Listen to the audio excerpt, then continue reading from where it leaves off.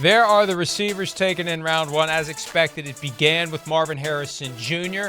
at 4. Malik Neighbors to the Giants at 6. Rome Odunze finished the top 10 receivers at 9. Then there was a break to 23, Brian Thomas Jr. That was the guy Sims had at number 2 ahead of Marvin Harrison and behind Malik Neighbors. And then the run at the end, which was bizarre because the Bills finally get on the clock at 28, Devin, and they trade out with their arch rivals, their non-division arch rivals, Kansas City, who need a fast receiver, especially with the Rashee Rice off-field issues. Xavier Worthy, the fastest guy ever at the scouting combine, goes 28. Ricky Pearsall, 31 to the 49ers, and the Bills trade down again, allowing the Panthers to come up and get Xavier Legette. Bills will have the 33rd overall pick, first pick in round 2. We'll see what they do at the receiver position. We know they're going to do something at some point, but a lot of receivers last night, a lot of quarterbacks, a lot of receivers. People throwing passes, people catching passes.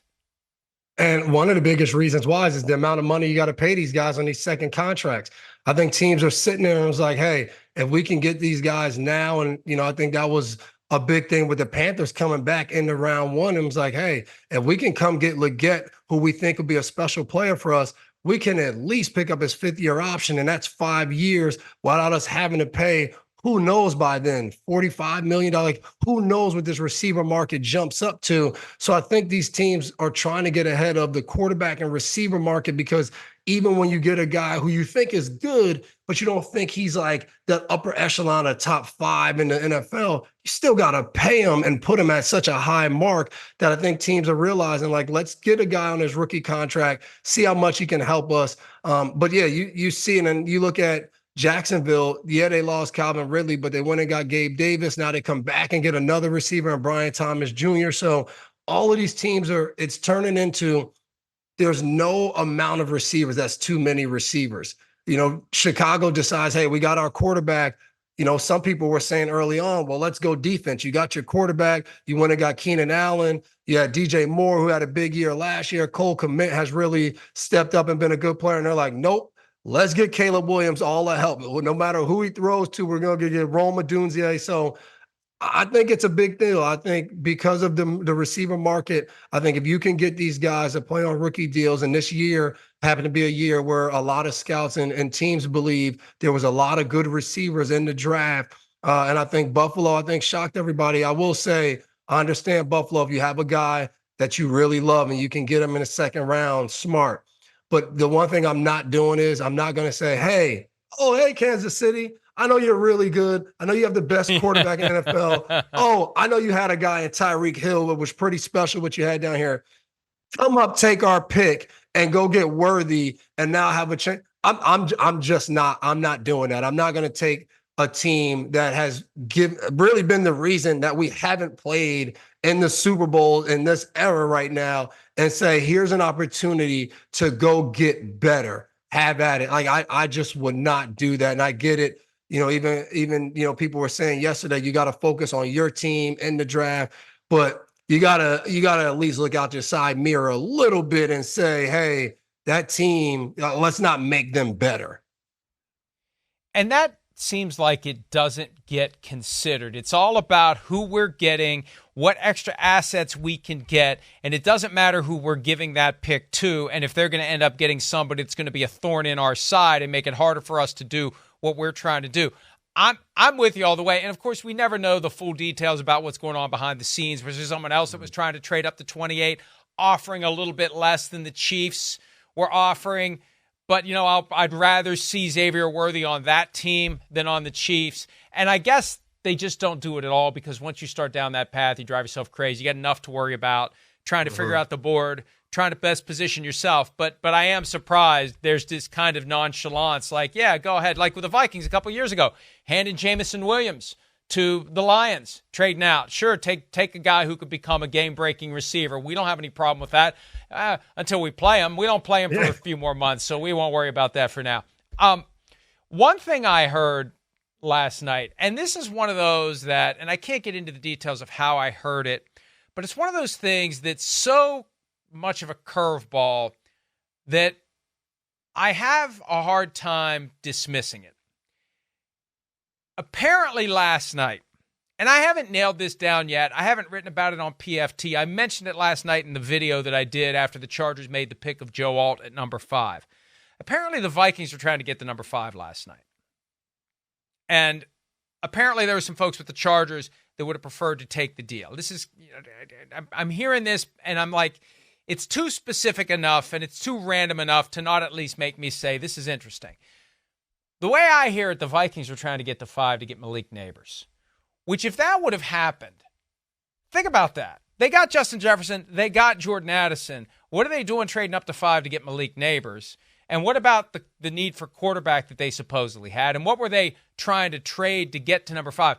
But that to me was a whoa, this is interesting.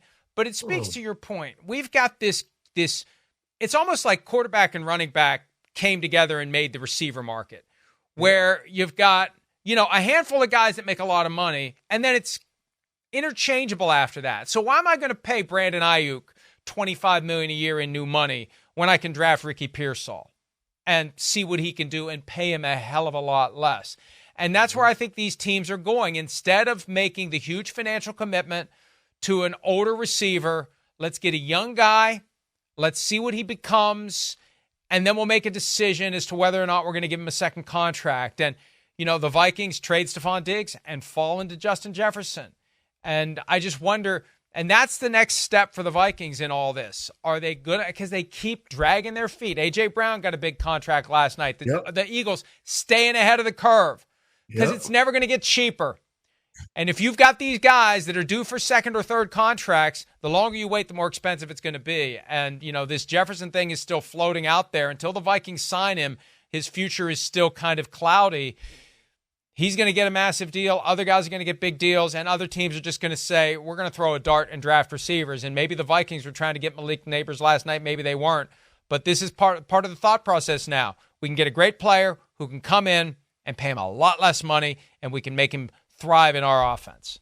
Yeah, and it's interesting because some of these teams you look at and the receivers are making a ton of money, but it's not impacting the team enough that they're in the last game of the year. You're not seeing that. Yeah, you go down to Miami, all the money Tyreek Hill's making. You look at Devontae Adams, all the money he's making for the Raiders. Like, these guys deserve every last dime. They're game changers. They're making plays. They're living up to the contract, but it doesn't equal team success. And I think that's my biggest thing. When you look at your roster, you want to have a roster that's a really good roster. You want to have game-changing players, but you also want to be able to compete in the last game of the year. And I know Kansas City has the one advantage that no one else has is Mahomes.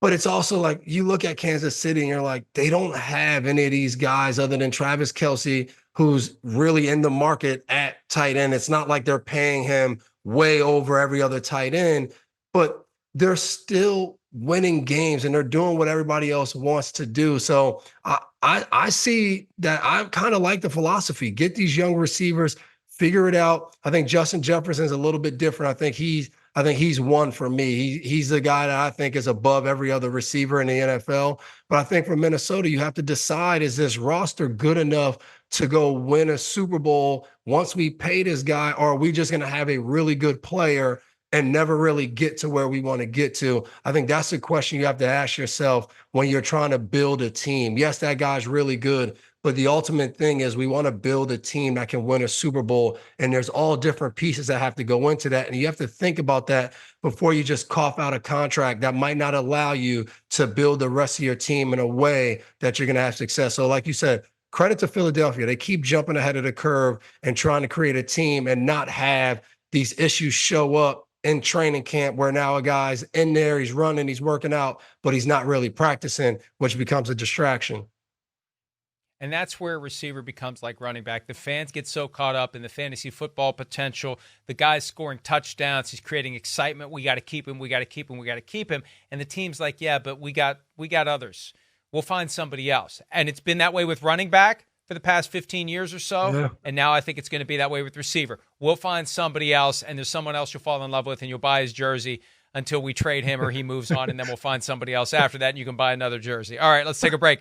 When we return, it took 15 picks, but defensive players were indeed drafted last night. Contrary to popular opinion, there were defensive players taken last night. we will break down some of the best who made it off the board in the second half of the round when PFT Live continues right after this.